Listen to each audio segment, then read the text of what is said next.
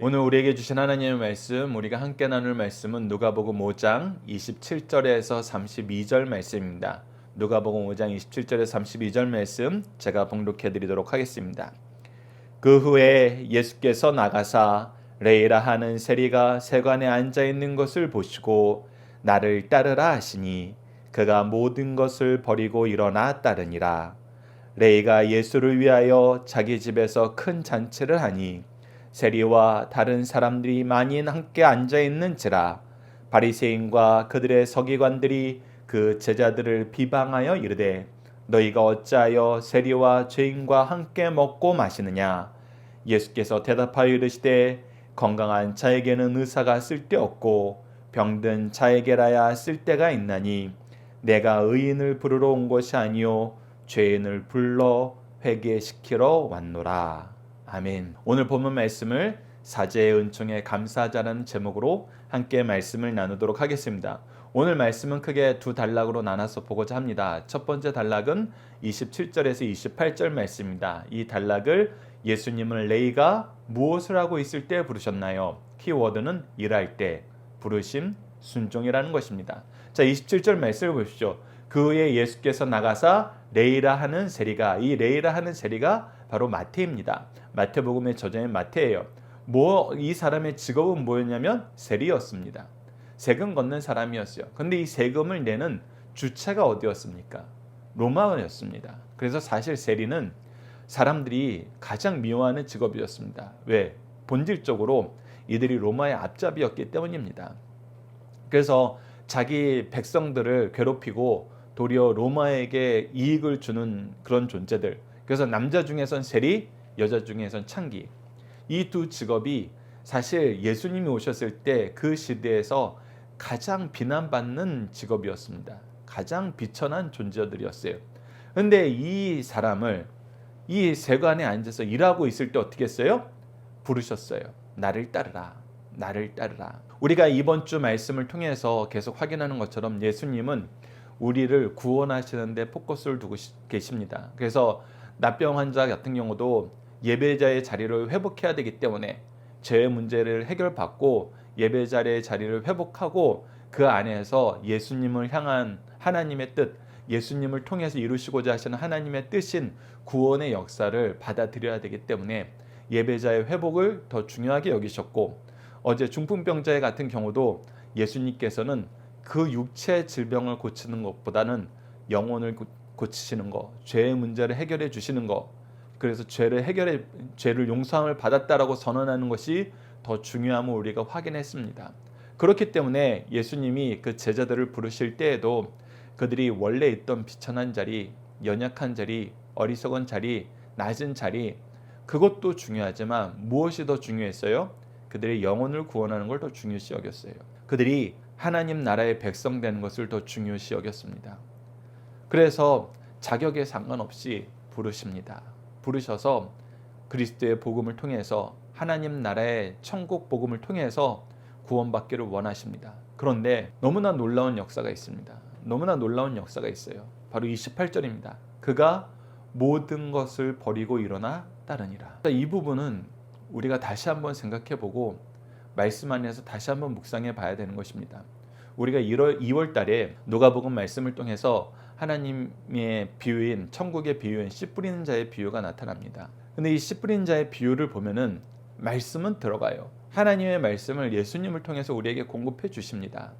그런데 그 말씀을 받아들이는 밭의 모양이 각각 제각각이에요. 근데 제자들의 모습은 우선 가룟 유다가 나오긴 했지만 무엇이었냐면 순종하였다라는 그 말씀을, 그 예수님이 제자들을 부르시는 사건이 기록되어 있는 곳에서는 공통적으로 나타납니다. 그가 부르심에 순종했다는 건 뭐예요? 왜 세리라는 직업을 가지고 있어요? 우리가 함께 묵상할 말씀도 한번 보면서 보십시오. 베드로나 요한과 야고보가 왜 어부의 직업을 가지고 있었어요? 그건 생계를 위해서였습니다. 우리가 세상 염려를 위한 거였어요. 물론 그것이 일반적인 세상 염려랑 다릅니다. 하나님께서는 우리가 6일 동안 힘써 일하라 그랬어요. 그래서 직업을 갖는 거는 중요한 겁니다. 합당한 거예요. 하나님께서 세우신 창조의 질서 안에서 수고의 열매를 맺는 것은 너무나 중요해요.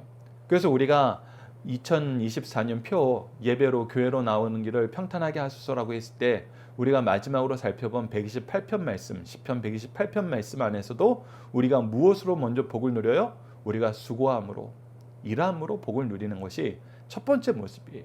그렇기 때문에 일하는 건 맞습니다. 그런데 더 본질적인 건 뭐였냐? 우리가 일하는데 그 이유가 무엇이었냐? 우리가 참으로 신경 쓰면서 해야 되는 것은 무엇인가? 그것은 바로 예수를 따르는 것이다. 예수를 통해서 우리가 수고의 복을 누릴 때 단순히 우리가 먹고 사는 일이 걱정되어서 우리가 무엇인가를 이루는 것을 위해서 각자 자기의 소견에 맞는 것이 있겠죠. 근데 그것보다는 우리 공동체에게 주신 복음을 위해서 예수 그리스도를 따르는 것이 더 중요하다는 거예요. 우리가 삭개오에 의해서도 받고 이 마태에 의해서도 받지만 예수 그리스도를 만나면은 그 안에서 참된 평화를 누린다는 것입니다. 참된 은혜를 누린다는 거예요. 생명의 회복을 누린다는 것입니다. 예수님의 부르심을 받은 제자들이 그것을 알고 어떻게 됐어요? 순종하게 되었어요. 자, 마태복음 4장 18절에서 19절도 봅시다. 갈릴리 해변에 다니시다가 두 형제 곧 베드로라 하는 시몬과 그의 형제 안드레가 바다에 그물을 던지는 것을 보시니 그들도 생계를 위해서 일하고 있었어요. 그들은 어부라 말씀하시되 나를 따라오라 내가 너희를 사람 낚는 어부가 되게 하시리라 하시니 그러자 어떻게 했어요? 즉각 따랐어요. 예수님이 무엇 하시겠다 그래요? 이제 사람 낚는 어부가 되게 하시겠다 그래요. 이제 천국 복음을 위해서 천국의 확장을 위해서 내가 너희들을 쓰겠다 했더니 순종하는 거예요. 왜? 그것이 우리 삶의 본질이거든요. 우리 삶의 이유거든요. 그 이유에 예수님께서 좀 더 적극적인 위치에 먼저 된 사람의 위치로 우리를 부르시고 계세요. 그때 순종했다는 것입니다. 마태복음 4장 21절도 보십시오. 거기서 더 가시사 다른 두 형제 곧 세베대의 아들 야고보와 그의 형제 요한이 그의 아버지 세베대와 함께 배에서 그물 깁는 것을 보시고 부르시니 마태복음 9장 9절도 보시죠. 예수께서 그곳을 떠나 지나가시다가 마테라 하는 사람이 세간에 앉아 있는 것을 보시고 이르시되 나를 따르라 하시니 일어나 따르니라. 이 제자들의 공통적인 특징은 일할 때 주님께서 부르셨고 부르셨을 때 순종하였다. 부르심과 순종, 이 역사의 하모니, 가장 아름다운 은혜의 역사를 우리가 지금 보게 되었다는 것입니다.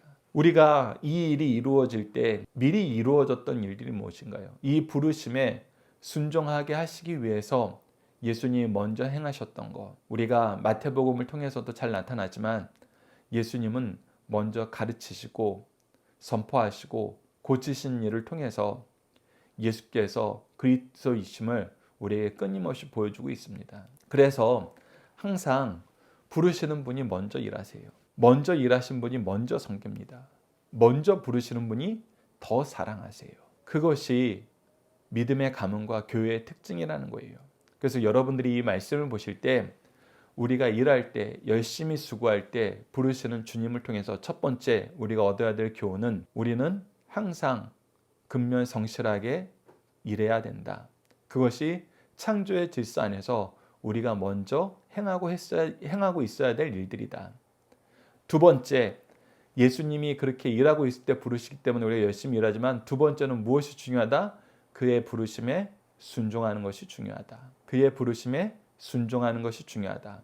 그런데 우리가 예수님을 통해서 항상 보게 되는 거, 그의 부르심이 합당한 부르심이다라는 것을 우리가 어떻게 믿음으로 받아들일 수 있는가라는 것을 보면은 그가 먼저 일하셨고 먼저 사랑하셨고 동시에 무엇을 보여주신다? 우리가 다니엘서를 통해서 계속 확인하는 것이지만 하나님이 통치하심을 보여주신다. 하나님이 통치하신다. 그래서 우리가 안 하면 우리 가족들 어떻게 먹고 살아요? 이 일이 먼저 되면은 우리가 저 일 놓치면 어떻게 해요? 염려와 걱정과 근심이 많을 수 있습니다. 근데 그것이 우리가 씨 뿌리는 비유에서 어느 밭에 해당하는 것입니까? 가시떨기의 밭에 해당하는 거죠. 잘하지만 세상 염려와 여러 가지 문제에 의해서 우리가 그 복음의 열매를 맺는 데에서 벗어나는 것입니다. 믿음의 길에서 벗어나는 거예요. 순종의 길에서 벗어나는 겁니다. 근데 우리가 그 사람의 믿음이 연약해 이렇게 일방적으로 그 사람을 평가하고 비판하는 것으로 끝나면 안 됩니다. 왜? 예수님이 하시는 일을 보란 거예요. 예수님은 하나님의 통치가 이 땅에 여전히 임하고 계심을, 그리고 하나님의 놀라우신 일이, 큰 은혜의 역사가 이 백성들 가운데 예수 그리스도를 통해서 성취됨을 보여주셨어요. 그래서 우리가 말로만 하는 가르침이 아니라 예수님처럼 보여주시는, 행동으로 나타내시는, 그 열매를 스스로 증거하시는 그 역사가 우리에게 먼저 돼야 된다는 것입니다. 부모로서 그 역사의 증거를 보여줘야 돼요. 우리가 단순하게 간단하게 생각해서 예배 드려라, 말씀으로 시작해라 그랬을 때에는 예배의 간격과 말씀의 능력과 기도의 온전한 성취를 우리가 먼저 그들에게 보여줄 수 있어야 돼요. 그렇지 않으면 자녀들이 그냥 말에 순종하는 것은, 때로는 그 아이들이 너무나 순수하고 순종적이고 하나님을 잘 믿어서 순종하는 수 있어요. 그런데 우리가 아무런 증거도 보여주지 않고 그들이 아무런 경험도 못한 상태에서 계속 말만 이루어지면은 나중에 아이들도 지칩니다. 아이들도 외면하게 돼요. 그래서 선생의 모습도 중요하다. 그래서 세 번째는 우리가 먼저 일해야 된다. 우리가 먼저 증거해야 된다. 우리가 먼저 사랑해야 된다. 예수님의 부르심에는 이 세 가지 측면이 다 있었다는 거 다시 한번 기억하십시오. 첫 번째, 우리가 항상 수고할 때 하나님께서 우리를 쓰시길 기뻐하신다. 두 번째, 하나님의 부르심 안에서는 우리가 순종해야 된다. 세 번째, 그 모든 일을 우리가 이제 실천할 때에는 우리가 예수님처럼 먼저 일하고 먼저 사랑하고 끝까지 사랑해야 된다. 그 증거를 우리가 보여줄 수 있어야 된다. 이것을 여러분들께서 꼭 기억해 주시기 바랍니다. 자, 이제 두 번째 단락을 보도록 하겠습니다. 두 번째 단락은 29절에서 32절 말씀인데, 이 단락을 사람을 대하는 바리새인들과 예수님의 생각의 차이는 무엇인가요? 키워드는 하나님의 기쁨이 무엇인지 알아야 되고, 회개와 비방과 사랑과 의사와 구원이라는 것입니다. 자, 우리가 교회 안에서 보면은 비방하는 사람이 사랑하는 사람인가, 사랑하는 사람이 비방하는가, 이 두 가지를 좀 구분해서 보셔야 돼요. 사실 비방과 사랑이 함께 있기란 굉장히 힘듭니다. 굉장히 힘들어요. 우리 부모들이 자녀들의 모습 속에서 속상한 게 있어서 속된 말로 뒷소리, 뒷속말 하면서 아이들이 안 볼 때에는 친구들 만나서, 같이 구역에 있는 권사님들, 집사님들 만나서 때로는 하소연처럼 얘기할 때가 있잖아요. 근데 여러분들, 부모들이 하소연처럼 얘기하는 그 뒷담화가 비방인가요? 그거는 비방하고 좀 다르죠. 말 그대로 하소연이에요. 그 하소연의 본질은 사실 함께 기도하고 기도로서 함께 도와달라는 얘기예요. 평상시에 우리 아이들이 이런 연약함이 있으니까 여러분들도 교회에서 보시면은 좀 위로해 주시고 더 사랑해 주시고 관심 가져 주시고 평상시에도 기도해 주세요. 이거는 뭐예요? 회복을 위한 푸념이에요.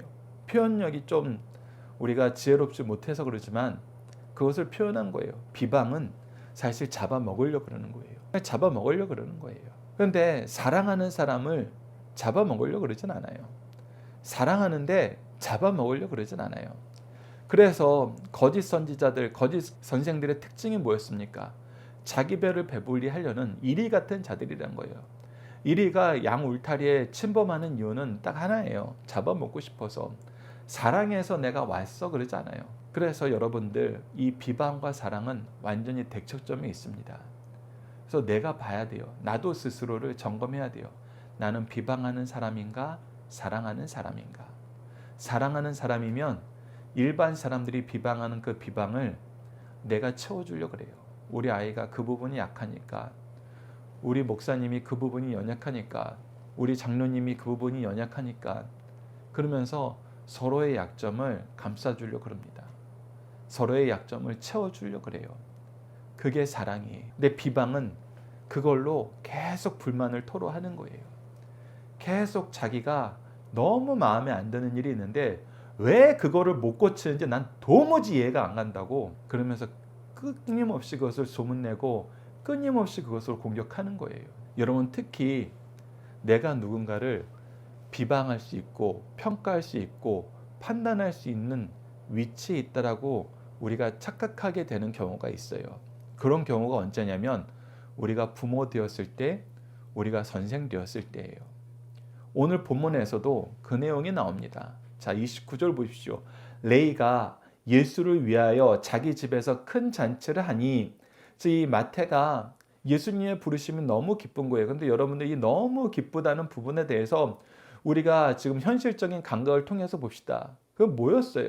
내가 일 잘하고 있고 사실은 벌이가 좋은 직업이 세리였어요.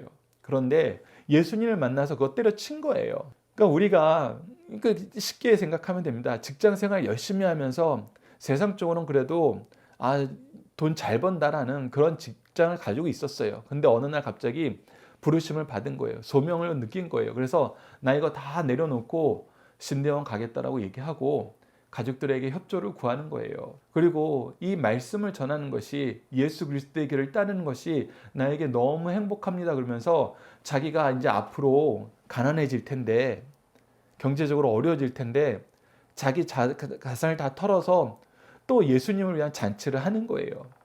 그런데 잔치를 하는 이유가 딱 한 가지 있어요. 그것이 뭐예요? 너희들도 예수님 만나라. 너희들도 예수님 만나라. 가족들아, 친구들아, 이웃 사람들아, 너희들도 예수님 만나서 나와 같은 기쁨에 참여하자. 여러분, 이거 현대적으로 생각하면 굉장히 어려운 일입니다. 굉장히 어려운 일이에요. 내가 이제 앞으로 잘 버는 직장을 내려놓게 되었는데 그 직장을 통해서 벌었던 수익을 가지고 예수님을 전하는 데 쓰는 거예요. 아낌없이 쓰는 거예요. 그런데 마태가 그걸 하고 있어요. 그래서 사실 이 마태의 신앙은, 마태의 믿음은, 마태의 기쁨은 정말 우리가 현대사회에서 경험하지 못하는 기쁨인 것입니다. 그런데 그때 어떤 사람들이 있어요. 30절 보시죠. 바리새인과 그들의 서기관들이 그 제자들을 비방하여 이르되, 즉 예수님의 제자들을 비방하는 거예요. 왜? 너희가 어찌하여 세리와 죄인들과 함께 먹고 마시느냐. 자, 마태는, 레이는 자기가 받은 구원의 은혜가 너무나 감사해서 자기 동무들을 불렀어요. 세리들을 불렀어요. 이웃에서 평상시에 비난받고 그 연약한 사람들 불렀어요. 그래서 예수님과 함께 이 잔치에 참여하자. 내가 예수님을 만나서 이 기쁨 누리는 거, 이 기쁨이 너희의 기쁨이 되길 바란다 라고 얘기하면서 예수님을 알려주기 위해서 자기 친구들을 사랑으로 불렀는데, 바리새인들과 그들의 서기관들은 뭐 했어요? 야, 하나님을 전한다면서, 하나님의 말씀을 전하는 사람들이, 하나님의 일을 한다는 사람들이 어떻게 저 나쁜 세리들과 함께 앉아서 식사를 나눌 수 있느냐. 그 얘기는 뭐예요? 어찌 그들을 사랑하면서 그들과 하나 될 수 있느냐라는 거예요. 즉, 사랑하는 사람과 비방하는 사람은 분명히 나눠져 있습니다. 오늘 본문 말씀에서는 예수님이 사랑하는 사람으로 나오기보다는 우리가 자세히 보면 누구가 사랑하는 사람으로 나오고 있어요? 마태가, 레이가 오히려 도리어 사랑을 실천하는 사람으로 나와요. 자기 가산을 털어서 예수님 만나는데 자기 친구들을 불렀거든요. 자기 동료들을 불렀어요. 그러나 오히려 비방하는 사람들은 뭐예요? 자기 시간도 그들이 뭐 하는데 온 거예요? 잔치하는데 온 거예요. 잔치상이 차려졌다니까 자기네들도 잔치 음식 먹으러 온 거예요. 먹으러 와서 뭐예요? 사랑으로 하는 그 모든 일을 비난해요. 비방해요. 공격해요. 그래서 여러분들 분명히 기억하셔야 됩니다. 비방과 사랑은 함께 있을 수 없어요. 사랑한다면 비방할 수 없고, 비방하는 사람이 사랑한다고 얘기하는 것은 위선입니다. 내가 너 잘 되라고 하는 얘기인지 알지? 말로 하지 마세요. 행동으로 보여주세요. 삶으로 보여주세요. 섬김으로 보여주세요. 먼저 사랑해 주시고, 더 사랑해 주시고, 끝까지 사랑해 주세요. 그래서 아이들이 알아요. 요즘 젊은 세대들이 알잖아요. 회사에서 내가 너 위에서 얘기하는지 알지? 그렇게 시작하면은, 야, 이 사람 또 자기 주장하고 자기 주장으로 나를 그냥 조율하려고 하는구나. 사랑 아닌 거 알아요. 사랑하면은 그렇게 얘기할 필요 없어요. 나 사랑하는지 알아요. 그렇기 때문에 여러분들 이 내용을 보십시오. 그리고 중요한 것은 이제 예수님의 말씀입니다. 우리가 주목해 볼 건 예수님의 말씀에 있습니다. 자, 31절 보십시오. 예수께서 대답하여 이르시되 건강한 자에게는 의사가 쓸데없고 병든 자에게라야 쓸데가 있나니 내가 의인을 부르러 온 것이 아니요 죄인을 불러 회개시키러 왔노라. 하나님이 우리를 위해서 예수님을 보내주신 이유는 무엇이냐는 거예요. 우리의 죄의 문제를 해결하기 위해서 오셨다는 거예요. 그래서 첫 번째 선언이 무엇이에요? 세례 요한부터 미리 선언하여서 예수님이 오시는 길을 평탄하게 하면서 사람들이 예수님을 만날 수 있도록 사도 요한이 미리 준비했던 그 길이 뭐였어요? 회개였어요. 그리고 천국에 대한 소망이었어요. 부자든 가난한 자든 높은 자든 낮은 자든 건강한 자든 연약한 자든 그 부분에선 동일했어요. 회개하라, 천국에 가까웠느니라. 너희들이 죄를 자복하고 말씀을 통해서 죄를 발견하고 하늘나라를 소망하라. 그랬을 때 예수 그리스도의 오심이 너희들 안에 얼마나 큰 은혜인지, 큰 능력인지, 영원한 생명인지 깨닫게 될 것이다. 하나님은 이를 위해서 미리 준비하고 계시고 반드시 이를 이루신다. 그랬는데 도무지 회개하지 않는 사람들, 자기가 스스로 의인이라고 생각하는 사람들. 자, 자기가 스스로 의인이라고 생각하는 사람들의 특징은 뭐예요? 자기가 하나님 앞에 있지 않아요. 하나님 앞에 있다라고 생각하면은 저는 죄인입니다. 저를 떠나소서라고 고백할 수밖에 없어요. 그런데 내가 누구한테 비교했더니 의인인 거예요.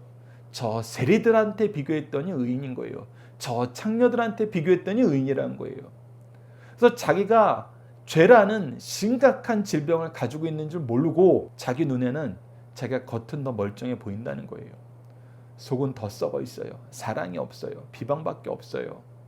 섬김이 없어요. 오히려 탐욕으로 자기가 높아지려는 것밖에 없어요. 그럼에도 불구하고 나는 무엇이라고 선언해요?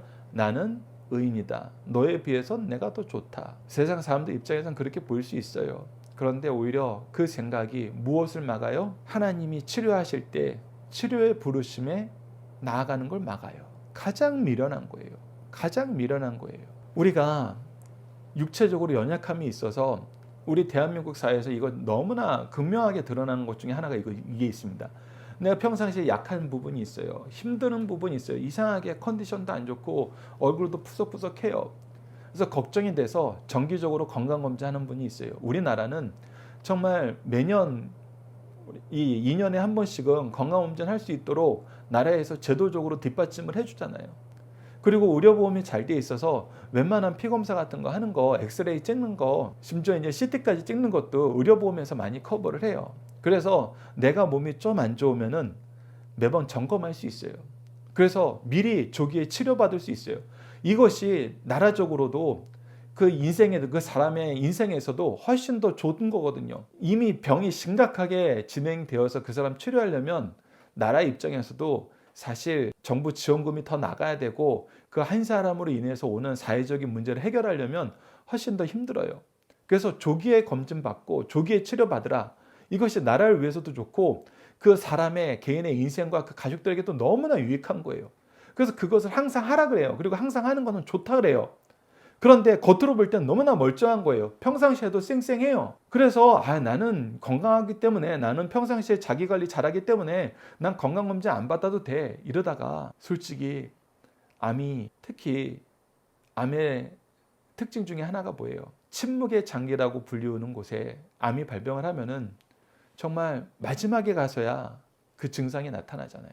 그럴 때는 겉으로는 너무 멀쩡했어요. 너무 멀끔했어요. 평상시에도 자기는 자기 관리 잘한다고 자랑하던 사람이에요. 자신감 있게 항상 앞장서서 일하던 사람이에요. 그런데 무너지는 건 순식간이잖아요. 그것처럼 여러분들 겉모습이 중요한 게 아니에요. 항상 하나님의 말씀으로 우리가 하나님 앞에서 나의 삶을 돌아볼 줄 알아야 돼요. 내가 의인이다 생각하고 내가 건강하다고 생각하는 사람들은 절대 하나님 앞에 있는 사람이 아닙니다. 절대 건강검진 받는 사람이 아니에요. 항상 누구랑 비교해요? 옆에 있는 사람이랑 비교해요. 나보다 못한 사람이랑 비교해요.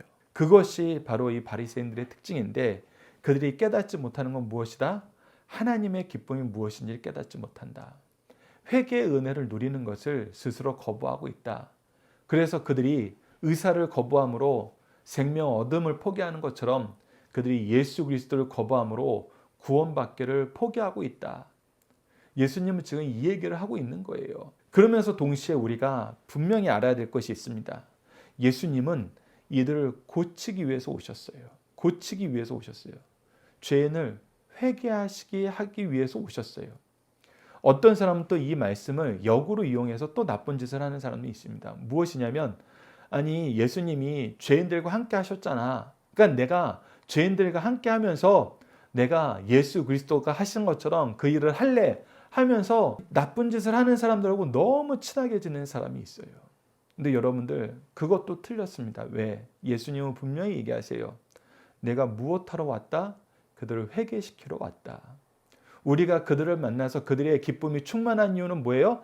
내가 세상 그 부귀 영화 다 버리고 예수님 만난 것이 가장 행복하더라. 그래서 그들을 예수께로 인도하는 일을 하는 거예요. 마치 마태가 그 일을 하는 것처럼, 오늘 본문 말씀에서 29절에서 레이가 그 일을 하는 것처럼. 그런데 도리어 자기가 나쁜 짓 하고 싶어서, 그들과 짝하고 싶어서 그들에게 달려가고서 그들이 원하는 것을 같이 하면서 나는 예수님처럼 행한다? 그렇게 얘기하고 있어요. 여러분들 이거는 정말 더 나쁜 거예요. 더 나쁜 거. 예수님까지 이용해 먹는 것입니다. 이거 주의하셔야 돼요. 이런 일이 생길 수 있어요. 우리가 목표라는 것이 그들의 회개일 때에는 여러분 우리는 양쪽에서 욕먹을 가능성이 훨씬 더 많아요. 이쪽에서는 바리새인들처럼 비방하는 사람들한테 욕먹고, 저쪽에서는 야 하나님 믿는 사람들 왜 다 그 모양이야? 너는 우리의 말 좀 따라봐 하면서 오히려 죄를 질 것을 강요받으면서 양옆에서 더 피곤할 때가 많아요. 근데 진짜 예수 그리스도의 복음을 위해서 일하는 사람들은 이 양옆에서 비방받는 거, 비난받는 거 두려워하지 않고 뭐 해요? 오직 그리스도의 복음을 위해서 수고한다는 것입니다. 누가 그러셨던 것처럼? 예수님이 그러셨던 것처럼. 이것이 그래서 힘든 길입니다. 근데 다시 한번 강조합니다. 우리가 가는 길은 쉬운 길 아니에요. 거저 먹는 길 아니에요. 그러나 하나님이 우리에게 약속해 주셨던 것처럼 우리가 가는 길은 반드시 그 수고의 열매를 통해서 복을 누리는 길이요, 생명을 살리는 길이요, 예수 그리스도의 승리와 영광을 우리가 소유하는 길이다. 그래서 그 길은 승리만 남는다. 하나님께서 기뻐하시는 영광만 남는다. 그것을 우리가 기억해야 됩니다. 우리가 함께 묵상할 말씀도 간략하게 보도록 하겠습니다. 누가복음 15장 7절을 보시죠. 내가 너희에게 이르노니 이와 같이 죄인 한 사람이 회개하면 하늘에서는 회개할 것이 없는 의인 99명으로 말미암아 기뻐하는 것보다 더하니라. 죄인인 걸 고백하고 회개하는 사람이 나타났을 때 하나님께서는 그것을 너무나 기뻐하신다는 거예요. 천군 천사와 함께 천국에 있는 모든 성도들과 함께 더 기뻐하신다는 것입니다. 마태복음 9장 13절과 호세아서 6장 6절 말씀의 인용인 마태복음 9장 13절도 봅시다. 너희는 가서 내가 긍휼을 원하고 제사를 원하지 아니하노라 하신 뜻이 무엇인지 배우라. 나는 의인을 부르러 온 것이 아니요 죄인을 부르러 왔느니라. 그래서 내가 겉으로만 예배 드린다는 게 중요한 것이 아니라 사실 하나님의 뜻대로 순종하면서 긍휼을 베푸는 하나님의 일꾼으로 이 세상을 사는 것이 중요하다는 거예요. 그래서 무엇을 하는 거예요? 죄인을 구원하는 일에 너희들의 시간과 재능과 물질을 사용해라. 마태가 예수 그리스도의 부르심을 받고 앞으로 그의 삶이 공공해지고 어려워질 건 알지만 그럼에도 불구하고 내가 받은 이 은혜의 기쁨을 나누기 위해서 내가 내 돈을 모두 털어서 잔치를 여는 것처럼 우리도 하나님께서 우리에게 주신 이 기쁨을 맛보게 하는데 함께 순종으로 나아가자. 로마서 3장 10절을 보시죠. 기록된 바 의인은 없나니 하나도 없으며 분명히 의인은 없으니 하나도 없다라고 얘기하셨습니다. 우리는 그걸 알아요. 내가 하나님 앞에 서면 그것을 고백할 수밖에 없어요. 그런데 그걸 안 해요. 그래서 우리는 회개하라 천국이 가까웠느니라 이 말씀처럼 우리는 하나님 앞에 설 줄 알아야 됩니다. 하나님 앞에 우리가 무릎 꿇고 우리가 얼마나 부족한 사람임을, 은혜가 없으면 살 수 없는 사람임을 고백하고 애통하는 기도로 우리의 영혼과 우리 주위에 있는 모든 죄인들의 영혼을 위해서 기도할 줄 알아야 돼요. 그래서 우리가 누가복음에서도 세례 요한이 얘기한 겁니다. 3장 83절을 보시죠. 그러므로 회개에 합당한 열매를 맺고 속으로 아브라함이 우리 조상이라 말하지 말라. 내가 너희에게 이르노니 하나님이 능히 이 돌들로도 아브라함의 자손이 되게 하시니라. 즉 내가 하나님 앞에서 하나님의 말씀 따르는 것보다 내 혈통을 더 자랑해요. 내 지금 신분을 더 자랑해요. 그거 하나님이 누구에든지 줄 수 있는 거예요. 그게 중요한 게 아니라는 거예요. 본질은 무엇이다? 하나님 앞에 서서 예수 그리스도의 복음을 받을 수 있는 회개의 은총을 간구하는 것이고 예수 그리스도의 부르심에 순종하는 것이다. 여러분 이 내용을 꼭 기억해 주시기 바랍니다. 자, 중심 사상 보도록 하겠습니다. 첫 번째, 우리 주님의 지상사역의 중심은 죄인을 구원하시는 것이었습니다. 예수님은 당시 유대 지도자들이 가장 악한 직업이라고 지탄한 세례를 제대로 불러주셨습니다. 이 일로 구원의 절망적인 사람은 아무도 없다는 것을 보여주시고 계세요. 동시에 세례를 부르신 주님의 사랑을 공격한 자들은 여전히 회개가 없어 자기 의를 자랑한다는 것을 우리에게 깨닫게 하십니다. 이는 구원에 참여하지 못할 사람임을 스스로 입증하는 것이에요. 그래서 여러분들 비방하는 사람이 되는 거 여러분들 그거 내가 높아졌으니까, 내가 자격이 생겼으니까 그렇게 생각하시면 큰 착각입니다. 스스로 구원을 거절하는 그 길에 들어설 수 있다는 거 우리가 주의해서 봐야 됩니다. 두 번째, 하나님께서 기뻐하시는 일 중 하나는 죄인이 회개하고 주께 돌아오는 일입니다. 주님께서 죄인 하나가 회개하고 돌아오면 큰 기쁨이 있다고 하셨습니다. 뿐만 아니라 회개하고 돌아온 죄인에게도 큰 기쁨이 있습니다. 마태는 회개하고 돌아온 후 큰 잔치를 베풀었습니다. 그리고 이웃에게도 이 큰 기쁨을 주게 됐습니다. 그는 이웃을 많이 초청하여 이 즐거움을 함께 나눴습니다. 이처럼 죄인 하나가 돌아온 것이 얼마나 큰 기쁨인가를 우리에게 보여주고 있습니다. 마지막 세 번째입니다. 주님은 영육간의 고질병을 고치는 최고의 명이시라는 겁니다. 우리 주님께서는 자신이 영적인 의사가 되심을 친히 선언하셨어요. 그러므로 영적으로 병든 죄인들을 건강하게 치료하여 하나님 앞에 쓸모있는 일꾼으로 만드시고 영벌에서 영생에 이르게 하신다는 것입니다. 그러므로 이 은혜를 받은 자들의 삶은 기쁨이 충만함으로 장례식처럼 슬픈 삶이 아니라 기쁜 잔치와 같은 삶임을 우리에게 가르쳐주고 있습니다. 우리 자녀들과 함께하는 기도 훈련 내용을 통해서 함께 기도하는 시간 갖도록 하겠습니다. 함께 기도하시겠습니다. 죄인을 찾아오시고 부르시고 함께 하시기를 기뻐하시는 하나님, 죄악 가운데 있는 우리를 부르사 함께하여 주시고 자녀 삼아 주심을 감사합니다. 예수님을 통해 대신 죄의 값을 치르시고 우리를 자녀 삼아 주시면서 사랑과 자비와 온유와 긍휼하심으로 우리를 대하셨는데 우리는 이를 따르기보다는 비난과 비방과 외면으로 복음을 전해야 될 영혼들을 대함을 용서해 주소서. 우리도 주님처럼 그들을 찾아가 부르고 섬기고 사랑하고 용서하고 함께 기뻐하는 삶을 살 수 있도록 도와주소서. 우리에게 주님의 마음과 사랑이 넘치도록 도와주소서. 예수님 이름으로 기도드립니다. 아멘.